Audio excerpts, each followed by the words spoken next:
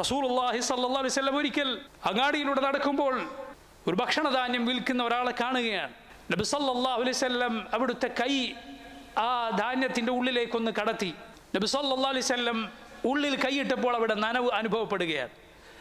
റസൂലുള്ളാഹി സ്വല്ലല്ലാഹു അലൈഹി വസല്ലം ചോദിച്ചു, മാ ഹാദാ യാ സാഹിബത്ത് തആം, എന്താണിത്? അയാൾ പറഞ്ഞു, അസാബത്ഹു സ്സമാഉ യാ റസൂലല്ലാഹ്, നബിയെ മഴ പെയ്തപ്പോൾ നനഞ്ഞു പോയതാണ്. എന്നാൽ നനഞ്ഞുപോയ ഭാഗം, നനഞ്ഞുപോയത് അയാൾ മുന്നിലല്ല വെക്കുന്നത്, ഉള്ളിൽ വെക്കുകയാണ്. റസൂലുള്ളാഹി സ്വല്ലല്ലാഹു അലൈഹി വസല്ലം കൈ കടത്തിയപ്പോൾ മാത്രം നനവ് അനുഭവപ്പെടുകയാണ്.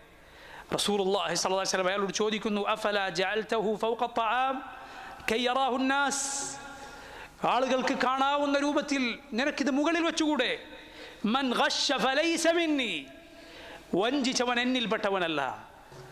യാ സുബ്ഹാനല്ലാഹ്, ചിന്തിച്ചു നോക്കൂ നിങ്ങൾ. അങ്ങാടിയിൽ ഇറങ്ങിയാൽ ഇതല്ലാതെ എന്താണ് നമ്മൾ ഇന്ന് കാണുന്നത്? പഴങ്ങൾ വിൽക്കുകയാണ് ആളുകൾ. മുന്നിൽ കണ്ടാൽ കണ്ണഞ്ചി പോകുന്ന, ആരെയും ആകർഷിക്കുന്ന ഭംഗിയുള്ളത്, വലിപ്പമുള്ളതൊക്കെ അവൻ മുന്നിൽ പ്രദർശിപ്പിക്കുകയാണ്.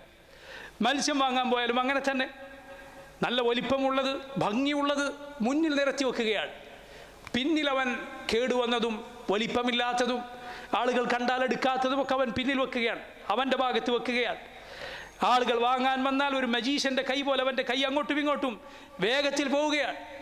എല്ലാം കൂടി കൂട്ടിക്കലർത്തി ആളുകൾക്ക് അങ്ങ് കൊടുക്കുകയാണ്. റസൂലുള്ളാഹി സ്വല്ലല്ലാഹു അലൈഹി വസല്ലം വാക്ക്, സഹോദര, ഈമാനുള്ള മുസ്ലിമെ നീ ആലോചിക്കുക. മൻ ഗശ്ശ ഫലൈസ മിന്നി, വഞ്ചിച്ചവൻ നമ്മിൽപ്പെട്ടവനല്ല. റസൂലുള്ളാഹി സ്വല്ലല്ലാഹു അലൈഹി വസല്ലം നിന്നിൽ നിന്നും ബന്ധവിച്ഛേദനം പ്രഖ്യാപിച്ചിരിക്കുന്നു. അള്ളാഹുവിൻ്റെ റസൂൽ നിന്നിൽ നിന്നും അകൽച്ച പ്രഖ്യാപിച്ചിരിക്കുന്നു. അതിനേക്കാൾ വലിയ ദൗർഭാഗ്യം നമുക്ക് എന്താണ് വരാനുള്ളത്? അതുകൊണ്ട് സഹോദരങ്ങളെ, അള്ളാഹു നൽകുന്ന ബറക്കത്തിൽ പ്രതീക്ഷ അർപ്പിക്കുക. സമ്പത്ത് നിനക്ക് കുറേ നിൻ്റെ പെട്ടിയിൽ വന്ന് വീണാൽ പോരാ, ആ സമ്പത്ത് നിനക്ക് ഉപകരിക്കണം, അത് നിനക്ക് പ്രയോജനപ്പെടണം. ഒരു വഴിയിൽ നീ സമ്പാദിച്ചു വെക്കുമ്പോൾ മറ്റൊരു വഴിയിലൂടെ അതിങ്ങനെ ചോർന്നു പോകുന്നത് നീ ആലോചിച്ചിട്ടുണ്ടോ? അങ്ങനെ ചോർന്നു പോകാനുള്ള തുളകൾ അള്ളാഹു നിൻ്റെ ജീവിതത്തിൽ നിശ്ചയിച്ചാൽ, രോഗങ്ങൾ കൊണ്ടുവന്ന് തന്നാൽ, മുസീബത്തുകൾ വന്നാൽ, ഈ ഹറാമായ സമ്പാദ്യം കൊണ്ട് വളർന്നതിൻ്റെ പേരിൽ നിൻ്റെ മക്കൾ നാളെ ദുഷിച്ചു പോയാൽ, സമൂഹത്തിൽ ഒന്നിനും കൊള്ളാത്തവരായി പോയാൽ, ഈ സമ്പത്ത് പിന്നെ നിനക്ക് എന്ത് പ്രയോജനം ചെയ്യാനാണ്? ഏത് അഭിമാനമാണ് നിനക്കതുകൊണ്ടുണ്ടാവുക? എന്ത് പത്രാസാണ് നിനക്കതുകൊണ്ട് നേടിയെടുക്കാൻ സാധിക്കുക? അതുകൊണ്ട് അള്ളാഹുവിനെ സൂക്ഷിക്കുക.